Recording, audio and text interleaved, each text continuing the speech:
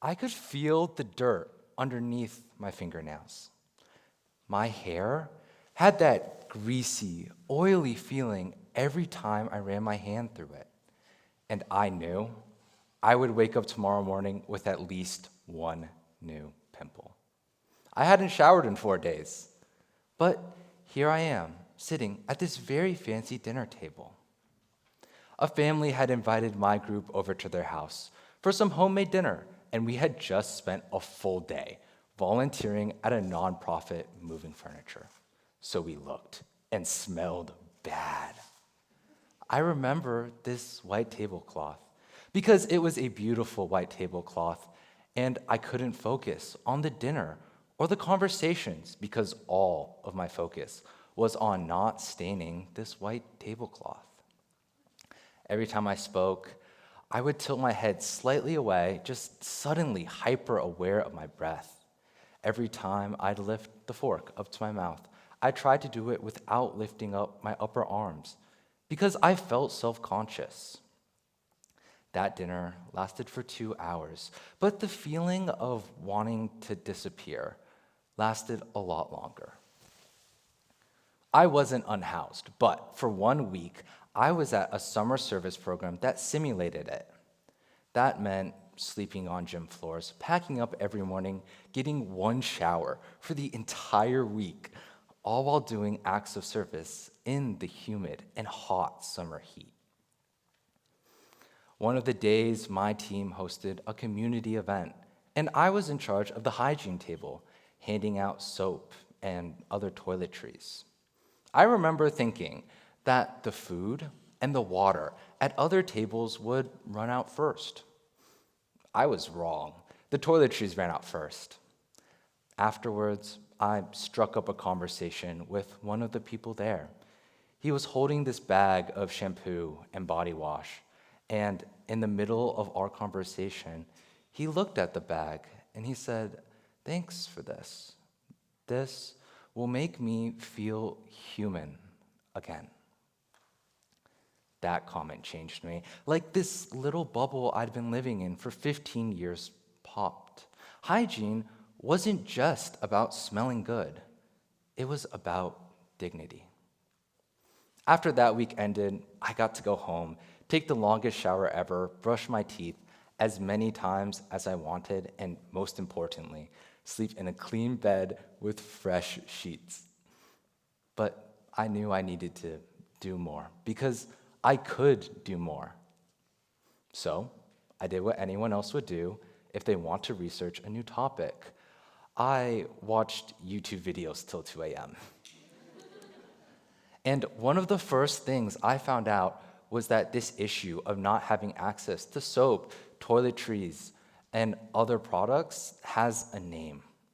It's called hygiene insecurity, and it's a huge issue.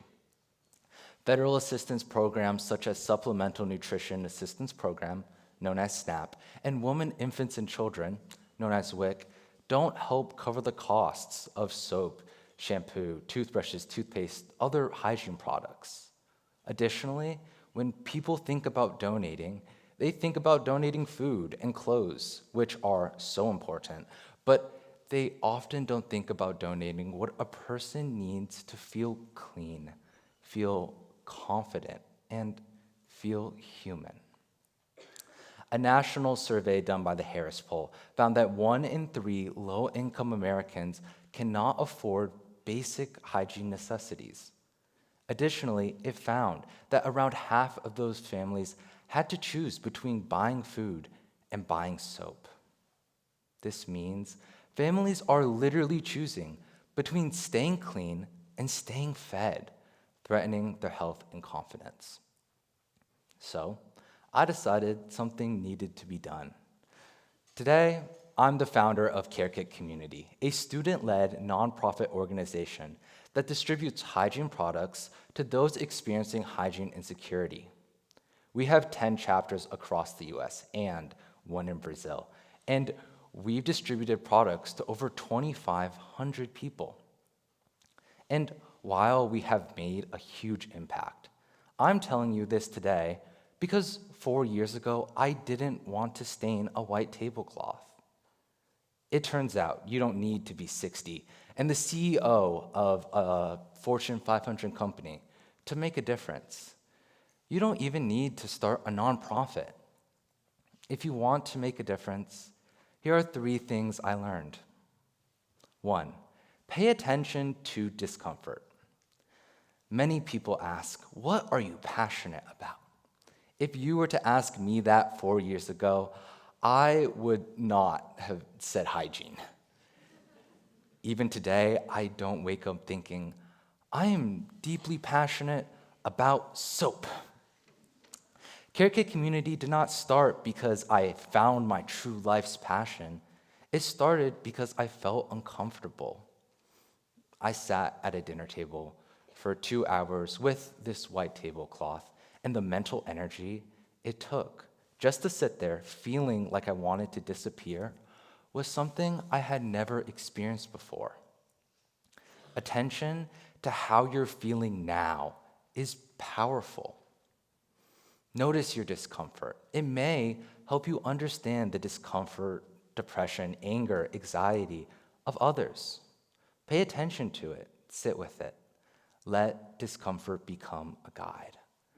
Because awareness is the first step to responsibility. Once you see something clearly, you have a choice. You can either walk away from it or step towards it.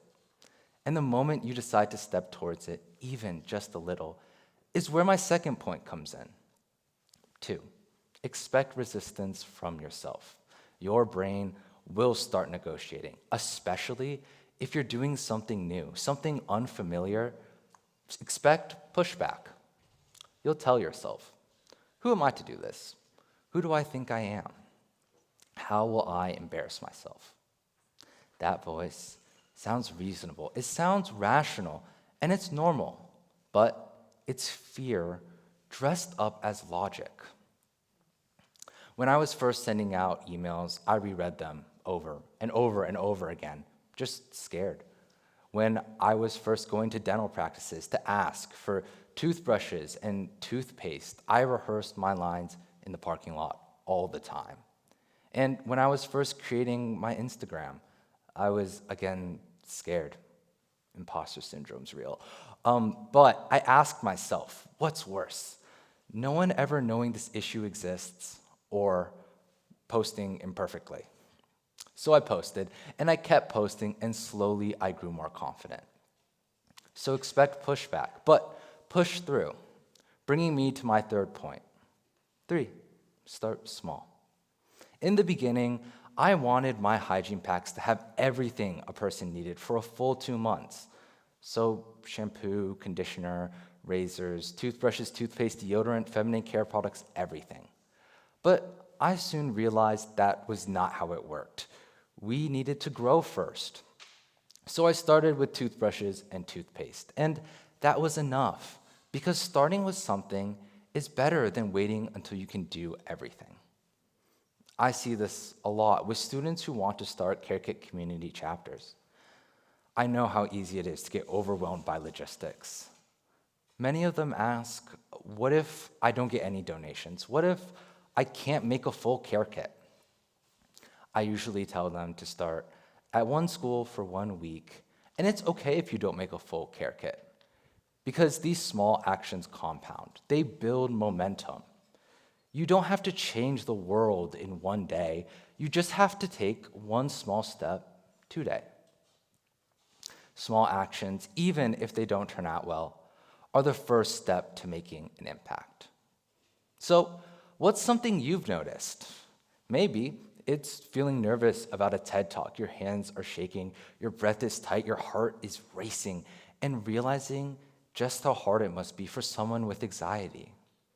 Maybe it's walking down a sidewalk, tripping on a crack, feeling that jolt of frustration, and realizing the struggles of someone with mobility issues. Maybe it's walking by a river, seeing the trash, smelling the garbage, and realizing the effect it must have on the people who live nearby. Pay attention to it. Sit with it. Is this uncomfortable feeling a guide? Expect resistance from yourself, but push through, especially if you've thought someone should do something about this. You know what I'm going to say. You're someone.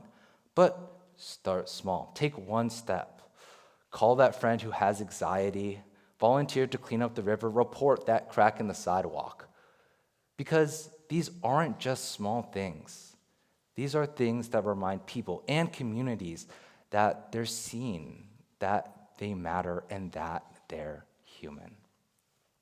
So here's my challenge to you. What's something that's made you uncomfortable? What's your white tablecloth moment? Thank you.